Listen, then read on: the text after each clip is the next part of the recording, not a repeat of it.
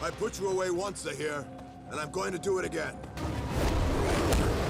Before I dive into this controversial topic, I want to let y'all know to like and subscribe. Let's get to 1,000, boys! Do it! I love Avatar. It's in my top 5, maybe even top 3 favorite IPs ever.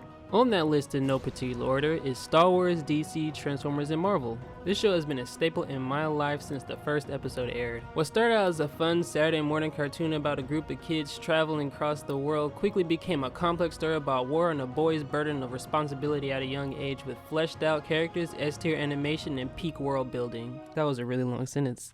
And that score! That beautiful, unmatched score. Listen to this.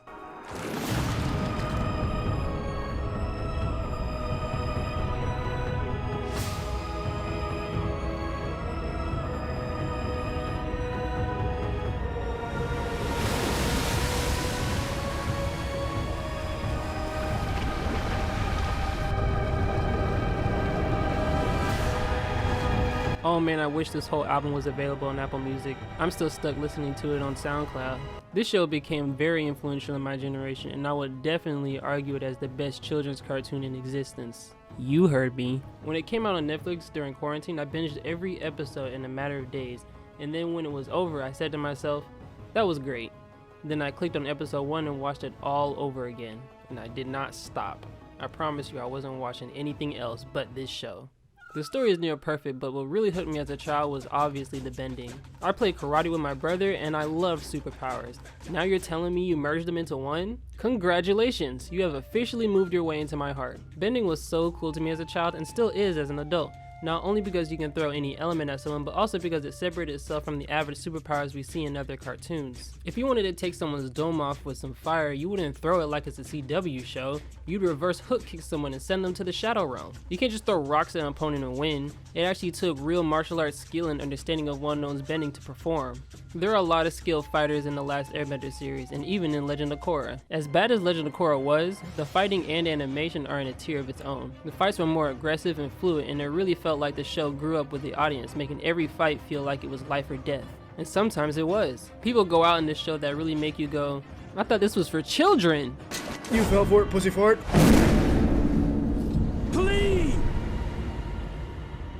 Most people in the show are really skilled benders, which is why I'm very confused as to why the showrunners decided to write Korra's father, Tonraq, as the worst waterbender I've ever seen. As I stated earlier, the fights in Legend of Korra are more aggressive, but Tonraq's bending feels like aggression with no technique. The best move he does was the ice wall he made around the Dark Spirit. This move is cool not only because he's moving like Iceman, which is something we haven't seen before, but also because he's taken inspiration from earthbenders. Every fight after this is just throw water and hope it works. For example, in his fight with Unalaq, his first attack feels like a desperate attempt to overpower Unalaq while also being a basic arm swipe that he instantly counters and uses as a weapon. Tonraq's next big plan is to juggernaut his way to Unalaq so he can punch him. Instead of bending as an attack, he decides he wants to punch a man who is also a waterbender. Instead of using water, he decides to punch a man.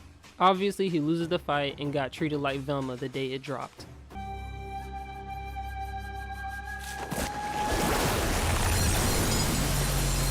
In season 3, he fights Zahir twice and loses both times. In their first fight, once again, he's throwing water like he's playing dodgeball, and yet again he gets tossed away faster than the Bad Girl movie.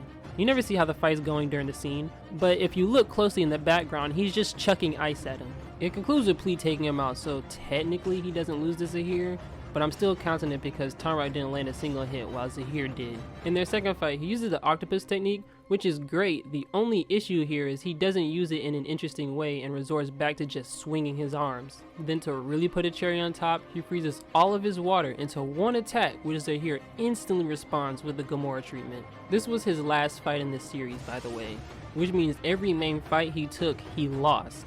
Tonraq lacks the basic fundamentals of waterbending. We learned in the last Airbender the push and pull of the tides from the moon is what allowed people to bend water, which was expressed in a martial arts form. The purpose of waterbending in combat is to use your opponent's attacks against themselves. This is one of the first things that Aang learns at the Northern Water Tribe. We see Pakku do it, we see Katara do it, and we even see Korra do it. Tonraq fights offensively rather than allowing his opponent to make a move and attack based on their movement. He's too quick to attack by throwing water at his opponents without predicting their next strike, and as a result, he uses up all of his water in the fight with Zahir. Katara didn't beat Azula because she hit her with a lot of water, but because she froze the water, not only trapping Azula, but also stopping Azula before she ate a bolt of lightning. She attacked while also defending herself. Not one time in Legend of Korra did Tonraq perform the techniques we already knew in The Last Airbender. Master Pakku would lose his mind if he saw the way Tonraq fought.